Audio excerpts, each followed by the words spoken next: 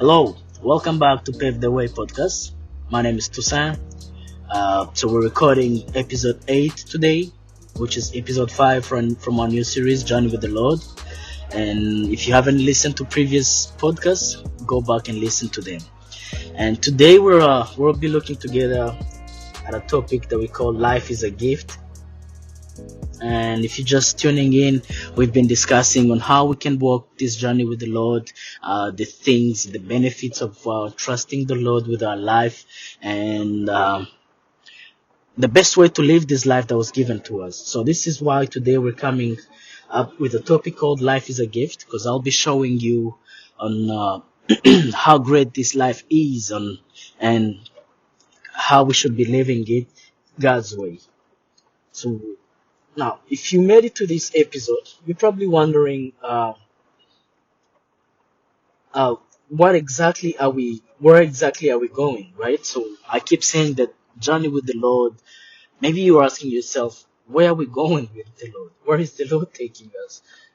And why am I even in a position to tell you to start this journey with the Lord? And why? How does it benefit you? Why do you have to be on this journey with the Lord? And today's episode holds all these answers for you. I was speaking to a friend, and we're discussing this guy that took his parents to court because he was born without his consent. He was arguing that he never had a saying in his birth, so that he shouldn't be paying anything, and that his parents are supposed to take care of him until he's old enough. No, not he's old enough. Until he dies, by the way. He was saying, yeah, I never had a say in me being here today. So why do you have to send me out to figure this life out by myself? You brought me here, so you should be taking care of me until I die. And if you really do not question this guy has a point. But if you try to stretch out your mind, use your brain a little bit, then you'll see that this guy has no point at all.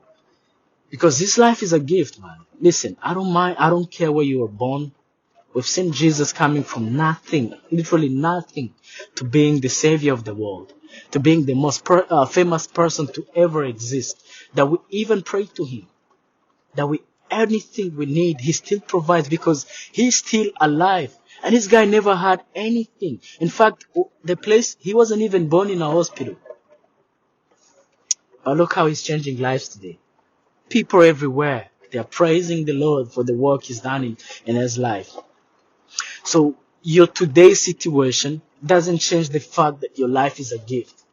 If you choose to look at the world at the world through things that you don't have, then you're gonna view this life as a curse.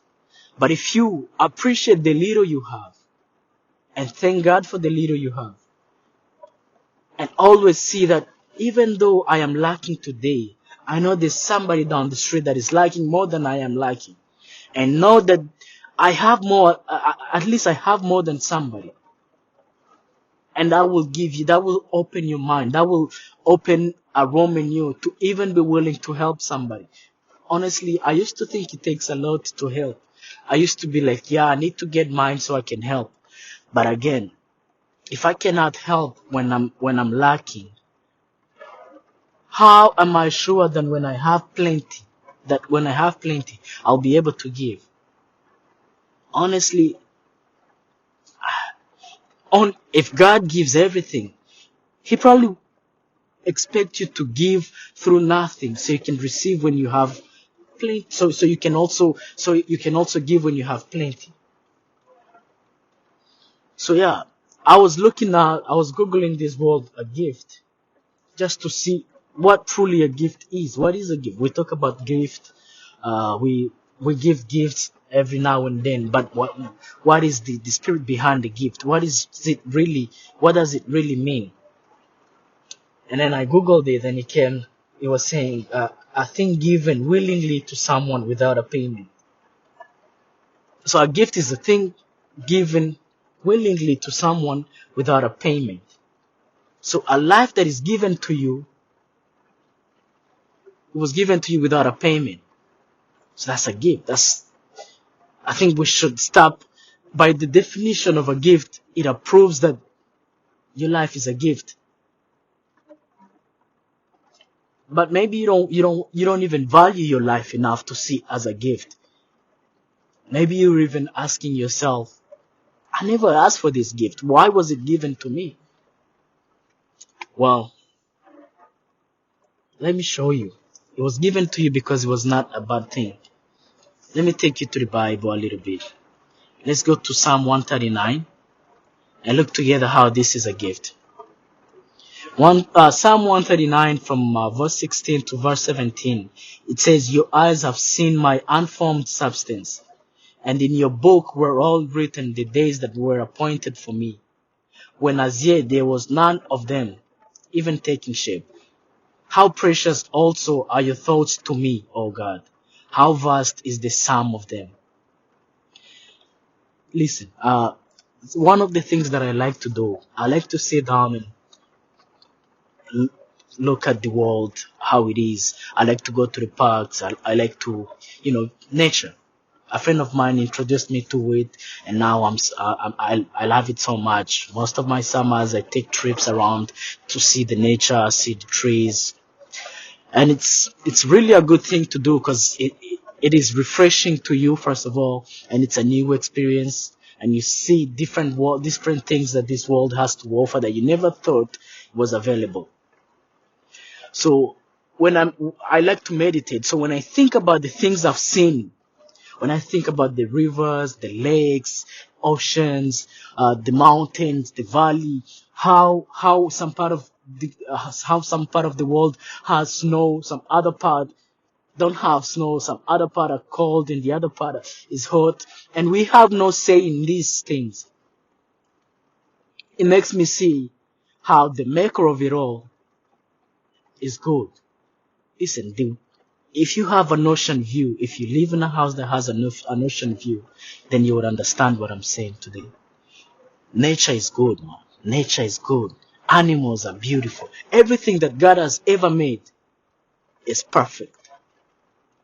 The only thing that is still giving trouble today, that is still causing chaos, that is not satisfied with how God created it, is human being.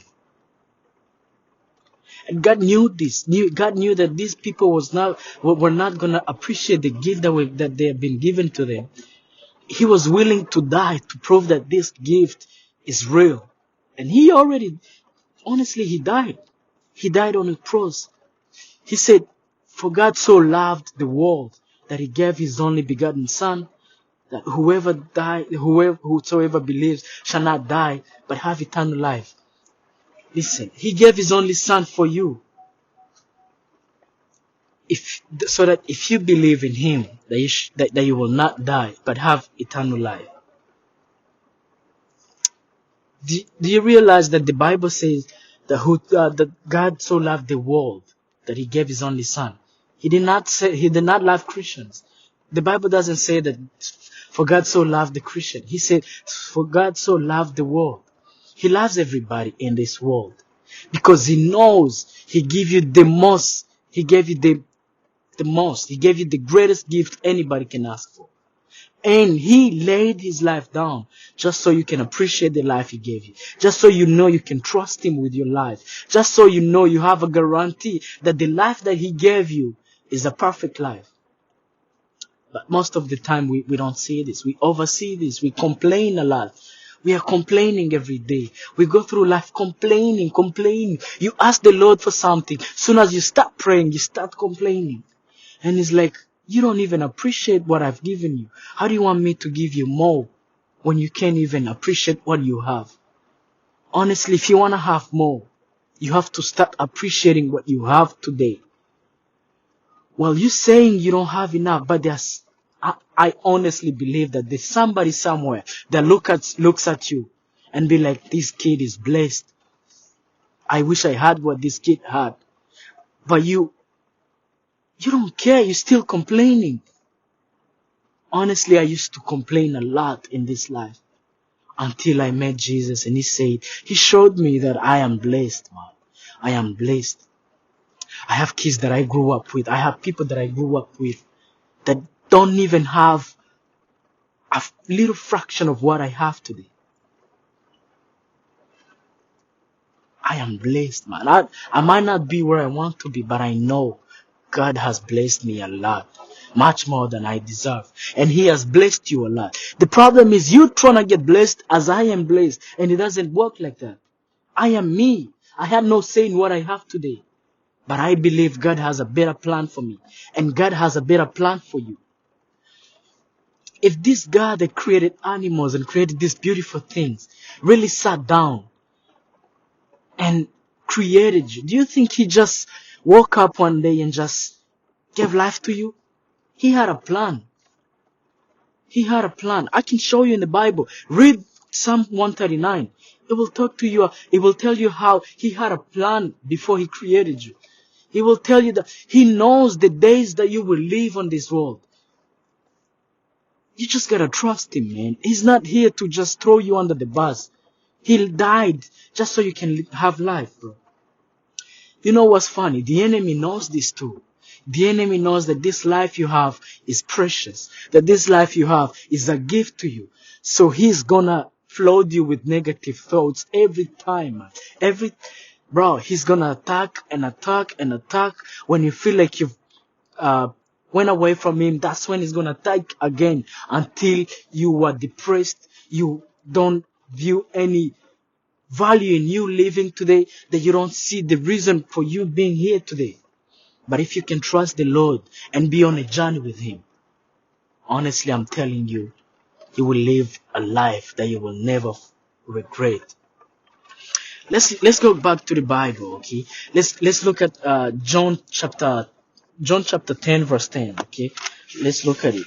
Just one second. Let me bring it up so we can read it together. So it's John chapter 10 verse 10. We'll go up to 11. It says, the thief does not come except to steal and to kill and to destroy. But I have come that they may have life, and that they may have it in more abundantly. I am a good shepherd. A good shepherd gives his life for the sheep. But a hireling, he who is not a shepherd, one who does not own the sheep, sees the wolf coming and leaves the sheep and flee. And the wolf catches the sheep and scatters them. This is a strong verse. Let's go deeper into this, okay? It says the enemy, the thief, only comes to steal, kill, and destroy. Honestly, all these negative thoughts, all these bad things that are going through your mind today, they're just negative. They're just there to steal your joy. They're just there to show you that God don't care about you. They're just there to show you that His works were not enough. But if you read a verse, like the next line, it says, but I have come that you may have life and have it abundantly. This is Him telling you that I'm here so you can enjoy this life. I am here. Read chapter 11. It says, I am a good shepherd. I will never leave my sheep.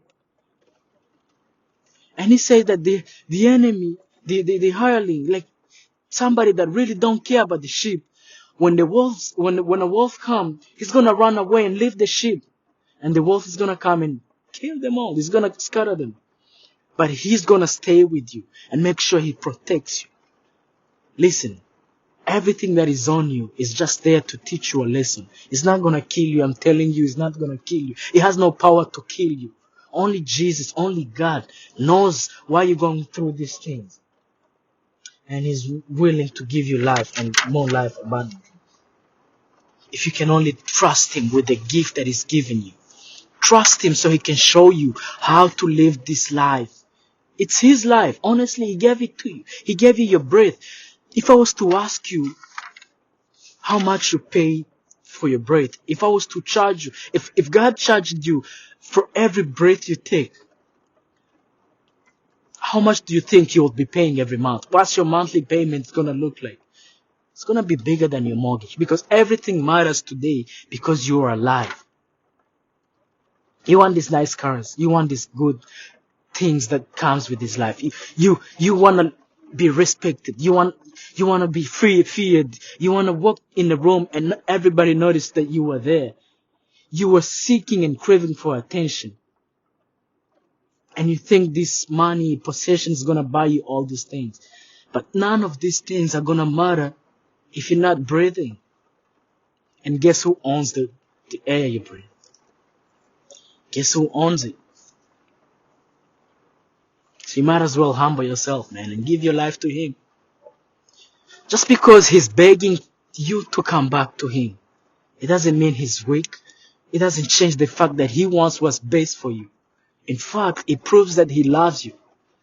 Because think about it. When you are down, when your pocket is tight, when you don't have no money, when you don't know where your next rent is coming from or your next meal is coming from, who do you call? Your friends?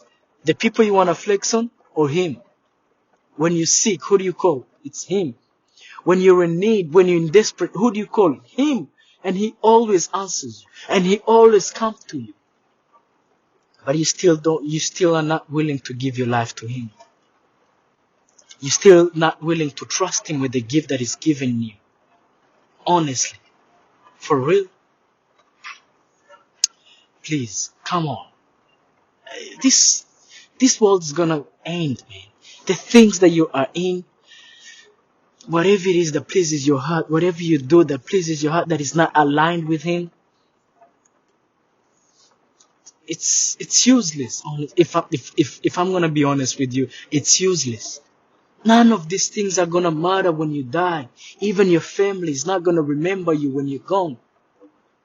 Only Him is gonna be with you, and even in the death, He's gonna be with you. Come back to Him. He loves you. He cares about you. He's giving you this precious gift. And don't let the enemy steal your sight. Don't let the enemy tell you that you are not capable of doing anything. God says you can. God says He knew your days before you were born. Like, before your existence. He knew you were a success. He created you, so He knew you were going to be successful. Trust Him with your life. Trust Him with your vision. If you don't know what to do with your life, if you don't know why you're here, ask Him, call Him. You can pray, man. You know how to pray. Pray to Him. If you don't know how to pray, just say, ask Him. Say, Father, why did you make me? Why am I here today? He's willing to respond to you.